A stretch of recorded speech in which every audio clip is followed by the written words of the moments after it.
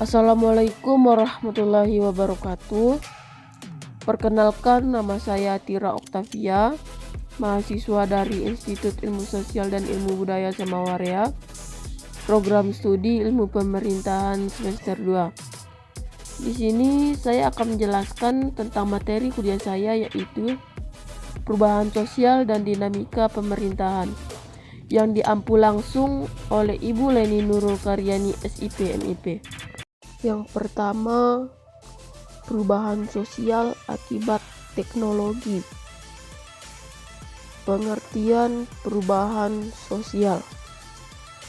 Perubahan sosial merupakan perubahan-perubahan yang terjadi pada lembaga-lembaga kemasyarakatan dalam suatu masyarakat yang mempengaruhi sistem sosialnya, termasuk nilai, sikap-sikap sosial, dan pola perilaku di antara kelompok-kelompok dalam masyarakat.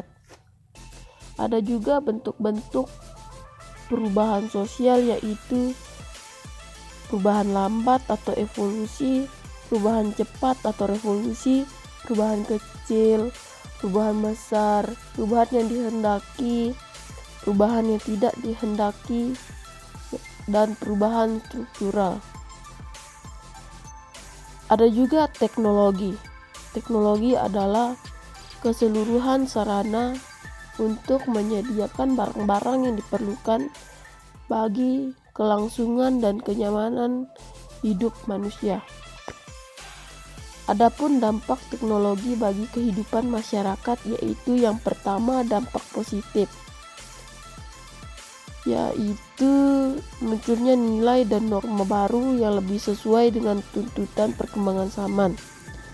Kemudian berkembangnya lembaga-lembaga sosial baru yang merupakan penerapan dari diferensiasi struktural.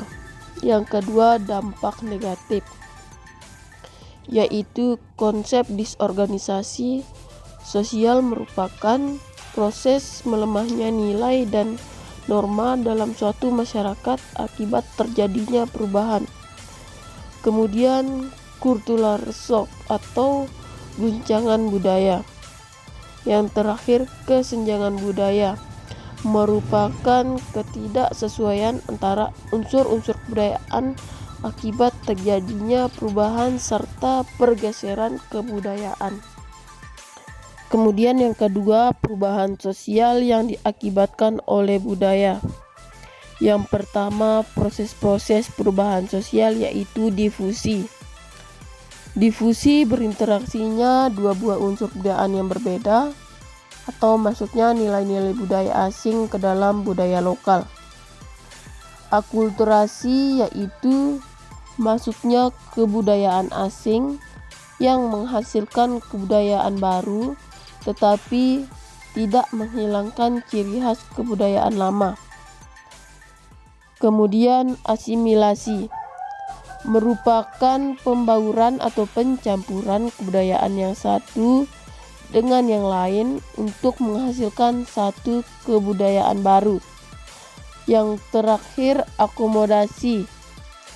Akomodasi yaitu cara menyelesaikan pertentangan antara dua pihak tanpa menghancurkan salah satu pihak.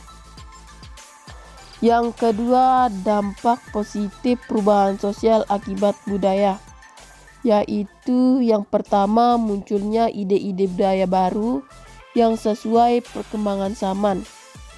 Yang kedua, munculnya tatanan kehidupan masyarakat baru yang lebih modern. Kemudian dampak negatif, yaitu yang pertama, rasa takut dengan adanya kegoyahan pada integrasi kebudayaan. Yang kedua, adat atau kebiasaan. Yang ketiga, kurangnya hubungan dengan masyarakat lain. Yang ketiga, perubahan sosial yang terjadi di lembaga pemerintahan. Yang pertama, dasar hukum otonomi daerah. Undang-Undang Dasar 1945 pasca amandemen mencantumkan permasalahan pemerintahan daerah dalam bab 6, yaitu pasal 18, pasal 18A, dan pasal 18B. Sistem otonomi daerah sendiri tertulis secara umum dalam pasal 18 untuk diatur lebih lanjut oleh undang-undang. Yang kedua, dampak otonomi daerah terhadap masyarakat.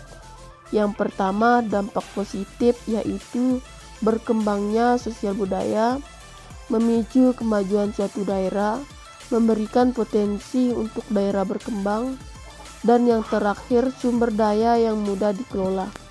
Yang kedua, dampak negatif, yaitu daerah yang miskin akan sulit berkembang dan kesenjangan sosial semakin meningkat. Yang ketiga, dampak otonomi daerah terhadap pemerintahan. Yang pertama, dampak positif yaitu pertahanan dan keamanan, kewenangan negara, efisiensi waktu, efisiensi biaya. Yang kedua, dampak negatif, menimbulkan konflik antar daerah dan koordinasi antar daerah yang tidak terjalin.